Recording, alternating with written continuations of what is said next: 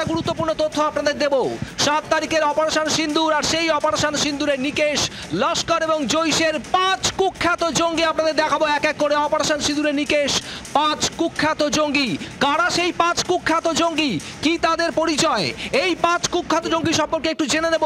আমাদের সঙ্গে নিউজ রুমে রয়েছেন পিয়ালি মিত্র, আমাদের প্রতিনিধি। পিয়ালি, 5 কুখ্যাত জঙ্গি, কি তাদের পরিচয়, কেন এই 5 জঙ্গির কথা বলা হচ্ছে? একেবারে দেখো, অত্যন্ত গুরুত্বপূর্ণ যে জঙ্গি কারখানা পাকিস্তান জুড়ে করা হয়েছিল তার মধ্যে কুখ্যাত 5 জন জঙ্গি তারা কিন্তু খতম হয়েছে, এবং তার মধ্যে সবথেকে গুরুত্বপূর্ণ নামটা হচ্ছে মুদাসার খাইদান অথবা আবু জুন্দাল। এই আবু জুন্দালের কি পরিচয়, যে মার্কাজ তৈবা রয়েছে, সেই মার্কাজ তৈবা অর্থাৎ জঙ্গিদের একটা যে গুরুত্বপূর্ণ কারখানা জৈশে মোহাম্মদের, তার মাথা ছিল হচ্ছে এই আবু জুলদার।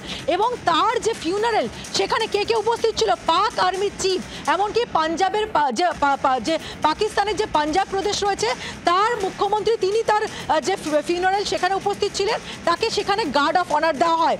দ্বিতীয় যেটা গুরুত্বপূর্ণ নাম, সেটা আরেকটা হচ্ছে হাফিজ মোহাম্মদ জামিল। এই হাফিজ মোহাম্মদ জামিল হচ্ছে মৌলানা আবুল মাসুদ আজহারের তার ভাই, এবং অত্যন্ত বিভিন্ন র্যাডিক্যাল যে সমস্ত অ্যাক্টিভিটি যুবকদের মগজ ধোলাই করে জঙ্গি কার্যকলাপে নিয়ে আসা, সেইখানে কিন্তু তার একেবারে ভূমিকা ছিল।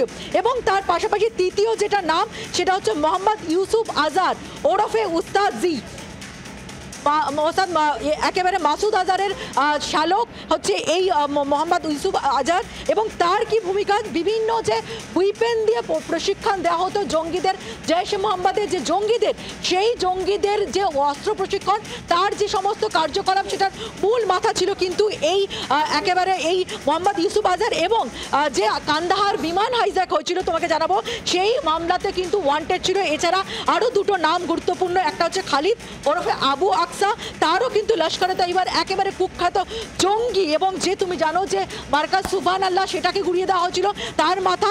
তার পাশাপাশি মোহাম্মদ হাসান, এই মোহাম্মদ হাসানও জৈশে মোহাম্মদের একটা গুরুত্বপূর্ণ জঙ্গি। অর্থাৎ বুঝতেই পারছো যে 7 তারিখে বারবার করে ভারতের তরফ থেকে যেটা বলা হয়েছিল যে তারা একটা প্রিসাইজ আক্রমণ করেছে, এবং সেটা জঙ্গি ঘাঁটিগুলোকে বেছে বেছে সেই ঘাঁটিতে যারা যারা নিয়ন্ত্রণ করতো, তার মধ্যে এই 5 জন জঙ্গিকে কিন্তু নিকেশ করা হয়েছে।